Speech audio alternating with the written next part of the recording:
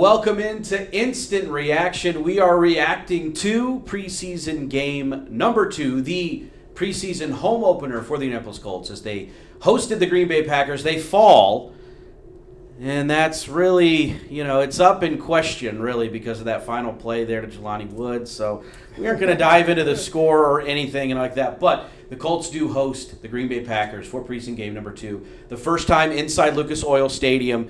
A lot of really good went into the game. There was some things you want to clean up. But for Instant Reaction, I'm Casey Vallier, joined as always by Bill Brooks. Bill, first off, I want to talk to you about how great it felt to be back inside home, if you will. We haven't been here in a while, and I stepped in and I said, man, this feels like home again.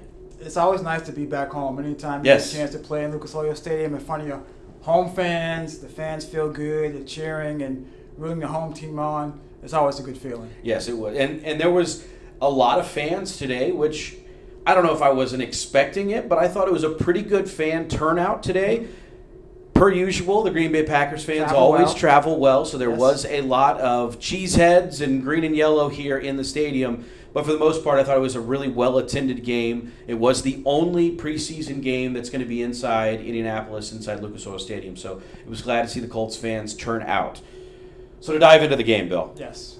It is only fitting to talk about the one thing everybody wants to talk about when you think Indianapolis Colts, and that is the kicking competition. Yep.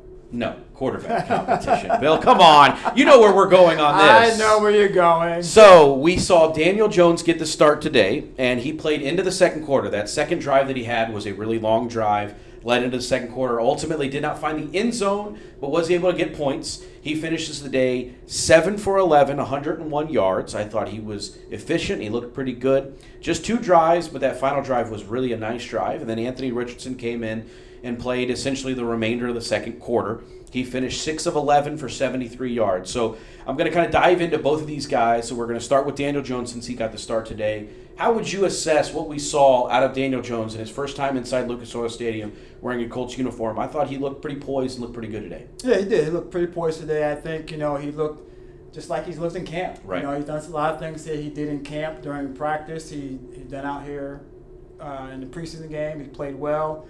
He got the ball out of his hands quick. Once he got back to his back step, got the ball out to the receivers so they can hopefully make a good catch and move the ball down the field. So he did a lot of nice things. The thing that I really liked was no turnovers. Yes. To me, that's big. The quarterback going out there, having command of the huddle, having command of the offense, and not turning the ball over and getting the ball into the guys' hands so they can make plays. And he did that.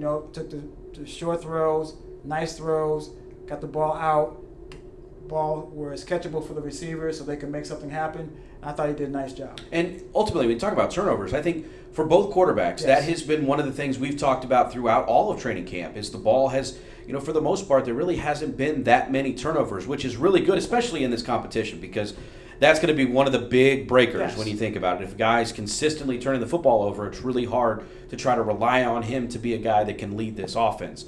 Now, one of the things that we saw the overthrow that he had on Tyler Warren. Yes. That one, I'm sure, is the throw he'd want back, but then you flash forward to the next drive. He's able to hit Tyler Warren on a deep play inside the red zone. So, ultimately, I thought one of the big keys going into today that I wanted to see out of Daniel Jones was the ability to push the ball down the field. Uh-huh. And I think there was a heavy emphasis on doing that. I think he attempted more passes than we have been accustomed to seeing throughout his career of showing he can showcase that arm and force the ball down the field. Is that something that when you looked at Daniel Jones coming in that narrative of, he's not going to blow you away with the ball down the field, him showing that, I can do that too? Because ultimately my biggest thing with Daniel Jones to this point was weapons were the big reason why he hadn't been labeled as a guy who pushed the ball down the field, because you could only work with what you're working with, and maybe he didn't have those type of dynamic players and weapons in New York. A little bit different than what the Colts offense is. It's predicated on big plays, and I thought today he was able to show, that I can push the ball down the field. Yeah, you want to be able to show you can push the ball down the field, not only just for yourself, showing that, hey, look, I do have the arm to get the ball down the field, but for the offense as well. It opens up the offense. You don't want to be so much so that you're one-dimensional or that you're limited in how far you can throw the ball down the field, so you're going to dink and dunk all the way down the field. You want to be able to open up all the field, so, hey, look, you know what? If I want to go deep, I have a guy outside that I can go deep with, and I can get the ball to him. I can get the ball to Alec Pierce down the field. I can get the ball to A.D. Mitchell down the field. I can get the ball to Ashton Doolin down the field.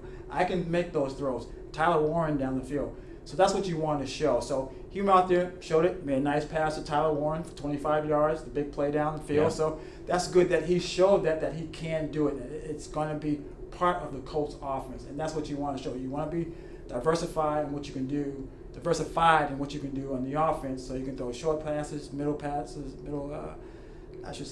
the road passes, 15, 16 yards. The intermediates. Intermediate passes, and then you can throw the ball down the field for the big play. So he showed that he can do it, and we know Anthony can do that. Yes, we definitely absolutely. know that he can throw the ball down the field. So that's what you want to show, and I think Daniel showed that he can do that. Now, that's one thing that, good transition there. Anthony Richardson, as I said, he came in, replaced Daniel Jones in the second quarter and played until halftime. 6 of 11 passing for 73 yards. That opening drive that he had, he moved the football down the field. It ended with a Tyler Goodson touchdown, the only touchdown the Colts had today. I thought for the most part that opening drive was a really good positive note, but then you look at also it's all-encompassing. I think he would have really loved to have proved in that 2-minute drill right before half that he could push the ball down the field. I feel like that was kind of maybe like a lackluster offensive drive. It actually gave the Packers an opportunity to go down and score. So ultimately, I think that first drive, if you take, because we'll look at Daniel Jones and Anthony Richardson, as we've talked about ad nauseum, it seems like, have been very even. Even the stat line today, very even. And I think they both had a drive today that you can look at and say, we can win with that, especially in Anthony's, leading him to a touchdown. Exactly. Both the quarterbacks are athletic. Anthony's athletic, can run. He had a scramble there when he ran, got some positive yards out of it. So you know that both are athletic. So it's important that they both go out there and show what they can do. And Anthony showed that today. He made some nice throws, hit some people in the spots. I think he hit Drew Ogletree one time down there. So he made some nice throws to people, and that's what you want to see. You want to see those intermediate throws. You want to see those short throws, him getting the ball out of his hands. He did that today, showing that he can make those throws. And that's important for the Colts offense. Yeah. It's going to be important for Shane Steichen to make a decision. And he's going to have to make a decision sooner or later who's going to be the starting quarterback. Now, before we dive into Shane Steichen, that decision ultimately that he's going to have to make, and I'm not trying to throw you on the spot. I feel bad for even asking this question, but with Anthony, he has more of a sample size within this offense. Right. You can take into consideration what he has done in his previous 2 seasons with the Indianapolis Colts. Now, I know there are ups and downs. There are injuries that have made it where we are right now. But for Shane Steichen, all he has of game footage, and I guess you could say joint practice, is just 4 of those for Daniel Jones. 2 joint practices, one against the Ravens, one against the Packers, and then the 2 preseason games. Is it at all saying that, that's how important all of these practices are going to be? Because there is a little bit more video footage from what Shane has seen with Anthony Richardson inside his offense. Yeah, I think it's very important in these practices and the joint practices and, of course, these preseason games, but with Daniel in Shane Steichen's offense. Yep. It's going to be important to see AR in Shane Steichen's offense. So kind of you're comparing apples to apples. So right. You have an idea of, okay, this is what this guy can do in this offense, and this is what this other guy can do in our offense. So you have to have the apple-to-apple comparison. And that's why I think it's a good competition, because last week, unfortunately, Anthony got dinged up, so he had to miss some of the preseason game. But he kind of switched it up as far as who had the most snaps today and compared to last week, so they both have an even number of snaps after 2 games. So it's very important that they keep it equal so they can make a decision. Whatever decision he makes, he's going to have a tough decision to make. Very. But it's going to be his decision, and whatever decision he makes is going to be best for the team. And speaking of that decision, Shane Steichen spoke with the media today and said that he is close to making that decision. We don't know anything. Don't ask me. Please stop texting me, friends and family. I don't know. I'm not in those meeting rooms, but with all of that being said, Shane Steichen announcing that he is close. We know we have 3 practices this week. We have practice Tuesday, Wednesday, Thursday, then that final preseason game against Cincinnati. So I would assume that here real soon we are going to know who the quarterback is for that Week 1 game against the Dolphins when Week 1 rolls around. Do you anticipate it happening this week, Bill? Wow. Loaded question. That's a loaded question. I need an answer. You know what? I don't know. I don't know if it will happen this week, but I think it's gonna be soon. I really don't know. I mean, I would love to say it would happen this week, so everyone can know and feel good about the decision and be happy with it and move forward with it. But I don't know if it's going to happen this week. So I think it's a very close competition. And I think he's going to have to see some things this week. I'm not saying he hasn't made up his mind by game time against Cincinnati Bengals. I don't know that. He might make it after that game. So it's difficult for me to say what is it going to be. Is it going to be this week or not? But he has a tough decision to make. But hopefully, you know what, these guys have some more time to go out there and show what they can do, and then hopefully you can solidify who is the starting quarterback, and then that decision is made moving forward, and the team can know, and then, hey, look, it's about get ready for Miami Dolphins and hopefully win that first regular season game. Watch what I'm about to do here, Bill. You ready for this? Okay. The easy decision that you have is checking out the Colts podcast, because you know what? When Shane Steichen does make that announcement, we will have all of it for you at your disposal. If you check out Colts.com and anywhere else you download podcast, you can find all of that. That's radio interviews, all of the press conferences, all of that will be available for you. So when he makes that tough decision, we've got your back. Now, one of the things I want to talk about today, and it's in large part because of the narrative around the Colts tight ends, what we saw last year. Was the league low in receptions from a group in the NFL? That was not the case today. No. So here's the tight end receptions today. Okay, ready? Mo Alley-Cox, 2 catches for 25 yards. Drew Ogletree, 2 catches for 28 yards. Jelani Woods, 2 catches for 22 yards. I'm going to go ahead and say 3 catches and a touchdown for 40-something. Tyler Warren, 1 catch for 25 yards. Will Mallory, 1 for 11.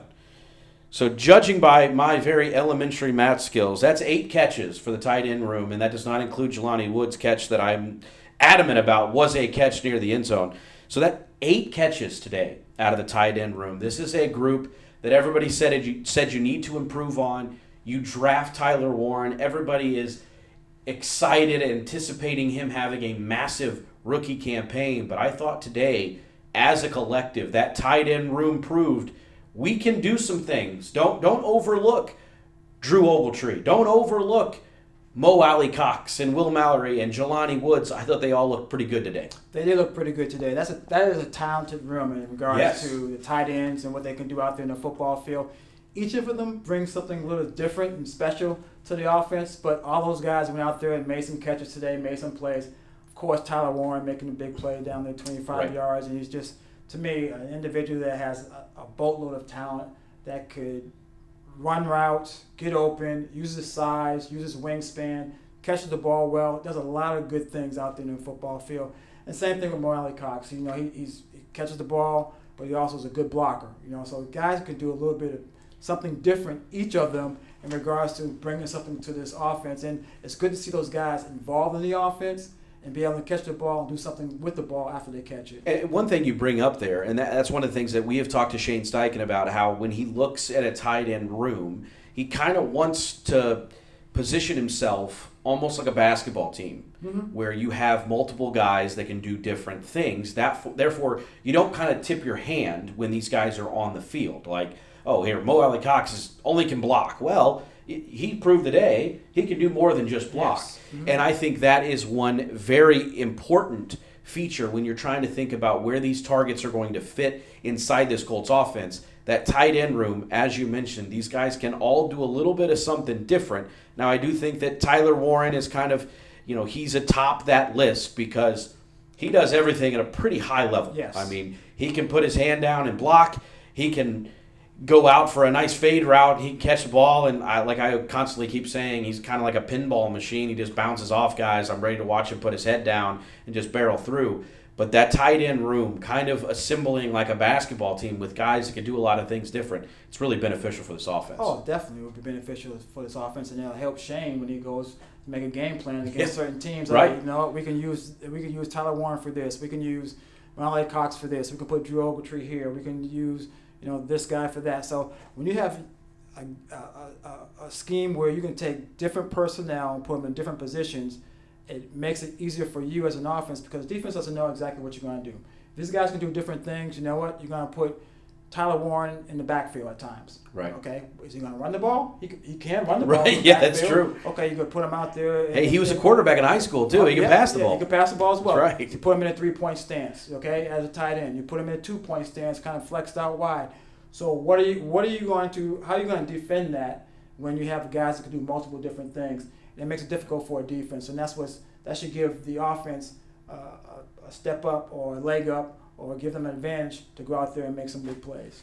Now, a couple final things here before we wrap up Instant Reaction. And I want to talk about, this is not a stab, I promise, but the non-household name guys before where we are now. And a couple of those I really want to highlight. One of them I know you have been very impressed by, in Coleman Owen and Ulysses Bentley. I think these two guys are really proving that they have what it takes to be a back-end roster guy or a practice squad player, because I think they are showing they've got some really talent. And Coleman Owen is a guy who I have been very impressed by. I know you have been as well, because he offers a lot. Yes. When it comes from the special teams aspect, he's proven that he can return, he can play on teams, he can go down and cover. But then also we saw, especially in that final drive with Jason Bean, clearly there's a good target there that he had. I mean, they've earned some chemistry there.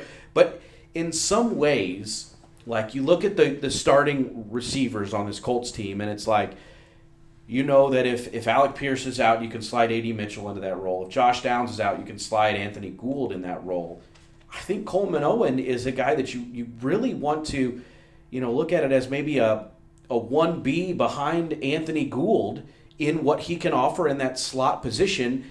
And you know what you have in Ashton Doolin, who is probably going to be that fifth receiver. Yes. And he is as solid as they come in the NFL. And we've talked about Anthony Gould having a really good camp, but Coleman Owen is proving that he might be a guy that you might look up when roster cuts are in, that he may make this roster because he is doing everything in his power to make it happen. And I know you've been very excited and happy to watch him play. Happy to see him play. Happy to see him play out there, wide receiver, playing the slot, make some plays, and uses his little shiftiness out there in the slot, but also as a returner. Yes. I mean, kickoff returner, punt returner, he can do those things, and had a good day returning kickoffs today against the Green Bay Packers, so he did a nice job there. So he's an individual that can play both special teams, and also he can play wide receiver. Now, will he make the team? I don't know if he'll make the team. I don't know if he's going to be in a practice squad. I don't know any of that. But what I do know is that when he had an opportunity to make plays, he went out there and made plays. And that's all you can do as an individual, as a player, is make plays,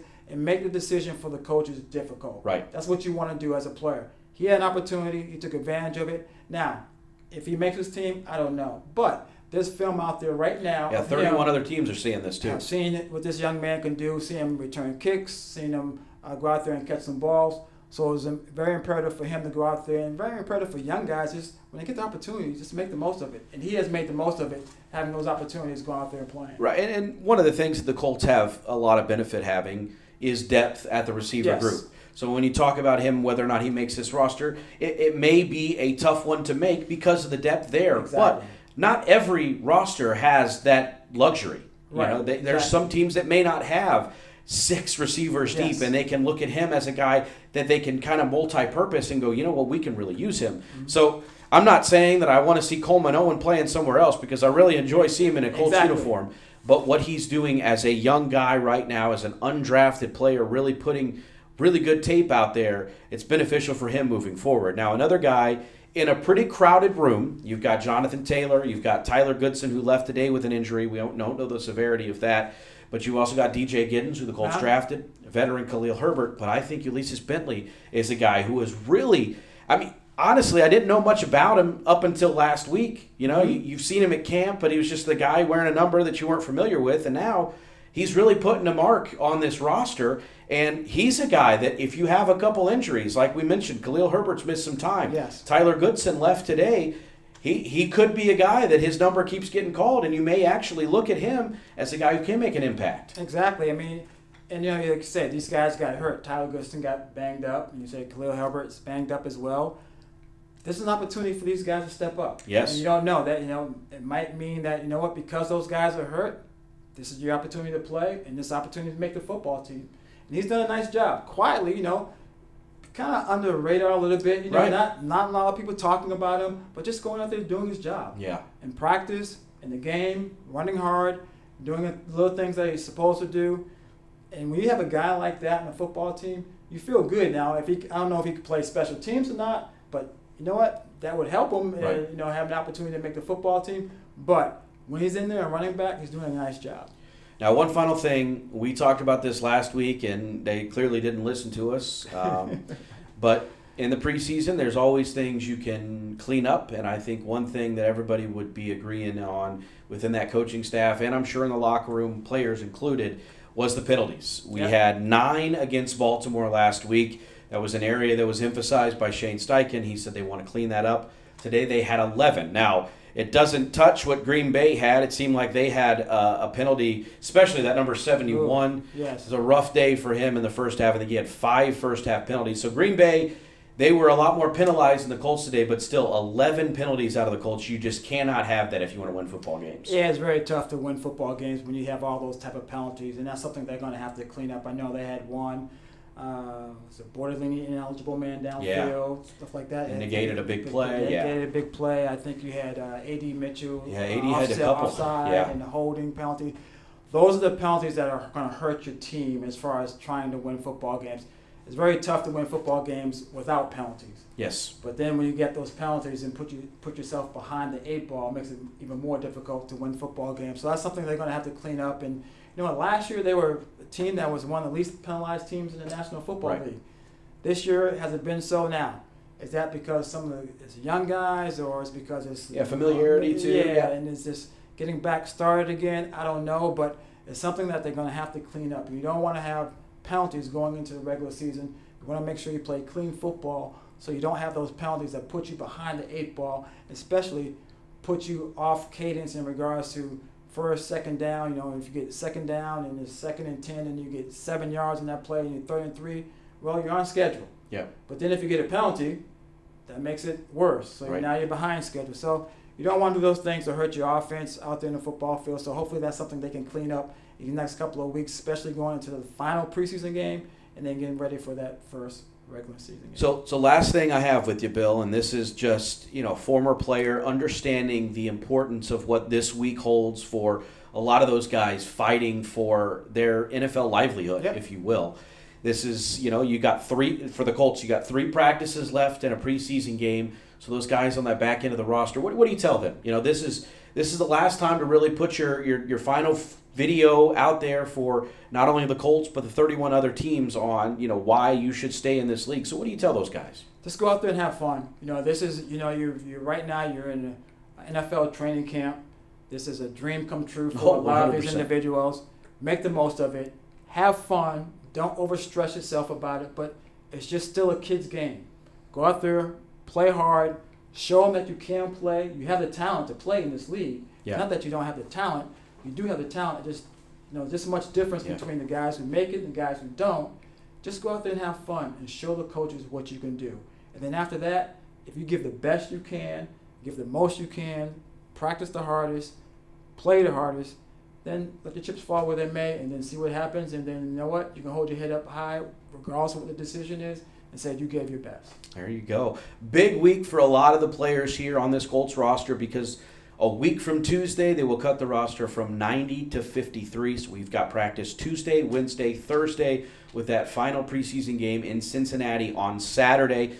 Training camp portion that was up at Grand Park is over. So these final 3 practices, if you will, kind of just with some Colts media contingent and the staff here at West 56th Street. But it's a big week for a lot of players. There's going to be, I saw 1,100 free agents. Wow. Cut players. Wow. When a week from Tuesday comes around. So if you think about what it means to make an NFL roster, that putting numbers on it, it's a pretty wild thing. So really a fun week because you get to see the best out of these guys because they are fighting every inch they can to prove that they belong. But it's also a tough week because rosters will never look the same. There's a bunch of these guys that have made great relationships, and they're going to be, finding new homes and all of that. So tough week coming up, but we're going to have all of your post-game coverage next week on Instant Reaction following the Colts preseason finale when they are in Cincinnati against the Bengals. For Bill Brooks, I am Casey Vallier. Bill, thank you so much. I really appreciate you making it so easy on me. But we will rejoin you next Saturday for Instant Reaction right here on the Colts Podcast.